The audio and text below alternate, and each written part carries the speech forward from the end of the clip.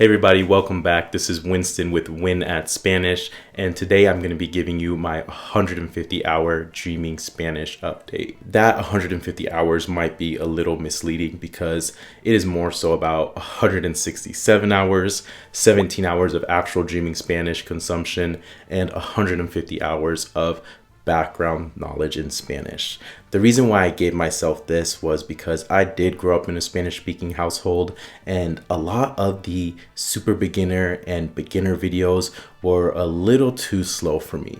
They're really entertaining and all, but I felt like I wasn't being adequately challenged. If you're also a heritage speaker learning Spanish through the Dreaming Spanish channel, I think it is fair to assume that 150 hours is a good starting point. That put me more so in the intermediate level of videos. My initial thoughts with Dreaming Spanish was that it was pretty cool that there's a community of people learning Spanish together. I saw a few other YouTube videos of people documenting their journey, and I wanted to do the same. One thing that did catch me off guard at first was I didn't know where to start. It all felt really overwhelming. I was in South America when I did make the decision to purchase the monthly subscription, and the reason why I did this versus trying out the free version was I really wanted to commit to this. At this point, I know that I'm probably going to South America on a annually or biannual basis, so I'm like, I need to learn Spanish. I just have a necessity and need to learn Spanish now. I wanted to dive feet first into it and see what the community have to offer. And what I saw on Reddit and other forums, YouTube, I was a little skeptical at first that like, okay, I'm just gonna be watching videos and learning Spanish, but it started to make sense when people explained it to me. So the more comprehensible input you get leads to you understanding Spanish more, getting closer to the goal of understanding native speakers and native content. Before Dreaming Spanish, I felt like I had a good gauge on it, but when I did go to South America, like in my last video here, I was kind of stuck without any tools to communicate. This makes perfect sense. I feel like now that I'm about 3 to 4 weeks on Dreaming Spanish, that my comprehension has increased. I felt like it has been a little bit faster for me, and I also have to caveat with this, I can't be a purist because there are certain family members that I come around and I have to like do my saludos, bendición, how are you doing? When my tias are around or when my suegras are around, I have to, just traditionally I have to greet them that way. So I have to learn a little bit of Spanish and speak it. And I know the suggestion is to speak around either 600 or 1,000 hours.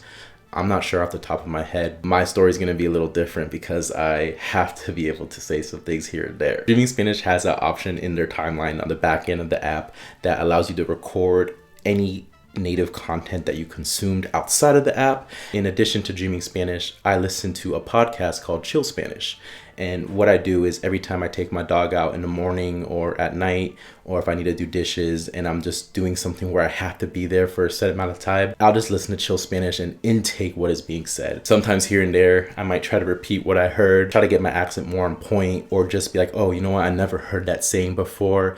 But just me saying it out loud to myself or in my head has really helped me a lot, because then I'll switch over to something that's a little too hard, like Telemundo, Televisión, and even though I can't 100% comprehend it, it's been more of a shift from like 25% to 30% comprehension. And I can see that, this is not even my first month. I started on Christmas Eve. It's the 18th, it's the 20th right now. So I have like 4 days away to my first month. So I think that's 5% increase in comprehension is really good. And again, I want to say that since I was a heritage learner, I might be picking up things a little faster, and it might just be me not being rusty anymore. Chill Spanish is a great podcast. I listen to it all the time. And then when I'm doing dishes, I'll just set my phone up on the window. I'll be scrubbing away and I'll just be watching whatever I want to watch. Personally, at this point, I'm going through all the older videos because some people on Reddit were saying that those were the initial videos they learned from, and I kind of want to just follow that path before I get into the newer content. Some of the intermediate videos and the newer content I feel like are more advanced for me, and I feel like the beginning like whiteboard videos where they're drawing out what's happening or like acting it out with their hands, I'm able to comprehend more and I'm able to make more connections that way. Small wins or progress that I've had doing Dreaming Spanish is that I feel a little more confident just throwing off one-liners. Like my girlfriend's mom, she speaks Spanish. We speak English most of the time, but I might throw in a phrase or two to catch her off guard. And the way I kind of gauge it is if she doesn't roast my Spanish, I said it right. Or if she responds back to me, I said it right, because she'll be very straightforward. Hey, you're not pronouncing that right. It's pronounced like this, not that. So that's kind of one of my wins under my belt. Another is when I'm reading on Instagram, I have all my stuff on Spanish, right? So if I see a word that is in my flashcard deck, I'm like, hey, you know what? I know that word. That's this. And then a third win that I would account for around this 150 mark is that, don't think I'm weird, but I kind of speak to myself while I'm driving to work. It's a 30-minute drive.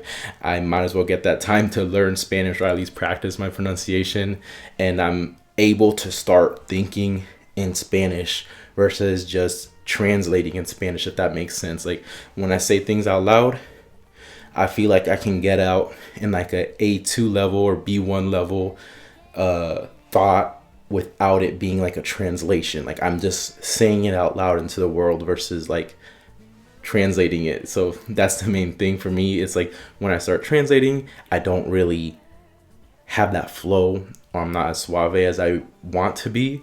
But when I'm just saying it and just like going without a reaction or without a second thought, that's when my Spanish comes across better. Those are the 3 wins that I've had this month. And for the lessons learned, I am a really big fan of this. Like I said, I've only got 17 hours on the Dreaming Spanish, but that's okay with me because I'm in this for the long haul.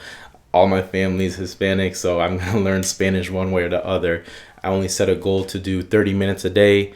Some days I might hit 15, but then the other days I might hit 100 minutes. So it really just depends. I'm not stressing too hard about it. I'm more so trying to get into the habit of, you know what, any little chore I have or any little workout I do, I can get in a little bit of Spanish. So yeah, that's what I'm doing, and I'm just trusting the system. I'm trusting the process 100% right now. One other thing I'm doing, I have the Madrigal's Key to Spanish book.